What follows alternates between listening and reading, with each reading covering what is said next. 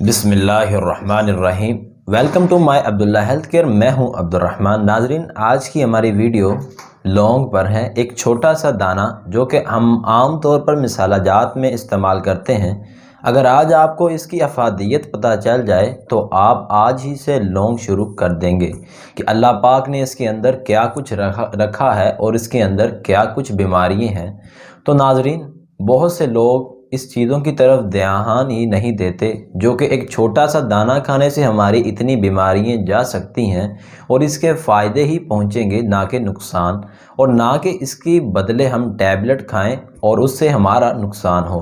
تو آئیے جانتے ہیں اللہ پاک نے لونگ کے اندر کون کون سی ایسے اجزاء رکھے ہیں۔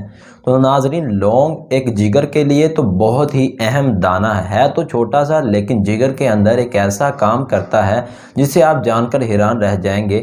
اگر آپ کا جگر خراب ہے، جگر آپ کا خون نہیں بنا رہا، جگر کے اندر ایسے مواد ہیں جس کی وجہ سے جگر خراب ہو رہا ہے، یا کچھ ایسے کیمیائی ہیں جسے اسے ضرورت ہے وہ پوری نہیں ہو رہی، تو یہ لونگ ایک چھوٹا سا دانہ اسے پورا کرتا ہے اور جگر کے اندر صفائی کرتا ہے۔ تو ناظرین، اگر آپ کھانا کھاتے ہیں تو وہ ہضم ہونے میں دقت ہوتی ہے تو لونگ اس کے اندر بہترین ہے۔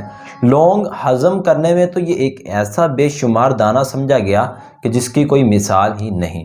تو ناظرین، آئیے اس کے آگے اور بھی چلتے ہیں۔ تو اس سے پہلے آپ ہمارے چینل کو سبسکرائب کریں اور ساتھ لگے بیل آئیکن کے بٹن کو لازمی پریس کریں تاکہ ہر آنے والی ویڈیو آپ کو بر وقت مل سکے۔ تو ناظرین، لونگ مقوی باہ کے لیے تو یہ ایک ایسا انمول ہے کہ عام نسخوں میں اسے استعمال کیا جاتا ہے تاکہ لونگ کے اندر جو بھی افادیت ہے وہ انسان کے اندر پہنچے۔ اگر انسان کا جگر خون نہیں بنا رہا تو انسان خون جب دل کے پاس نہیں پہنچے گا تو پھر انسان کی موت واقع ہو سکتی ہے۔ یہ مقوی قلب مثلا دل کے لیے تو یہ بہترین ہے۔ دل، دماغ، معدہ، جگر اور ہضم، اگر اس کا روغن استعمال کیا جائے تو اس کے اندر اگر آپ کو ہچکچاہٹ ہو رہی ہے تو اگر آپ کے جو ہچکچاہٹ کے معاملات ہیں یہ اس کو بھی درست کرتا ہے۔ اگر تلے کے طور پر استعمال کرتے ہیں تو یہ لونگ کا جو روغن ہے یہ تو پر مفید ہے۔ تو ناظرین، لونگ کو آپ استعمال کیسے کریں؟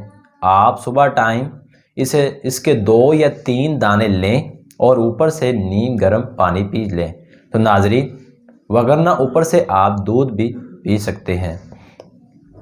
اس کے ساتھ ساتھ اگر آپ لونگ کا استعمال کرتے ہیں تو مسالہ جات، اگر آپ چائے پکاتے ہیں اس کے اندر 2 لونگ ڈال لیں، 2 الائچی ڈال لیں اور تھوڑے سے سونف ڈال لیں، تو ناظرین اس چائے کا مزہ آپ دیکھیں گے، نہ کہ وہ چائے آپ کے لیے کچھ تکلیف دہ بنے گی بلکہ آپ کے لیے پر مفید بھی بنے گی۔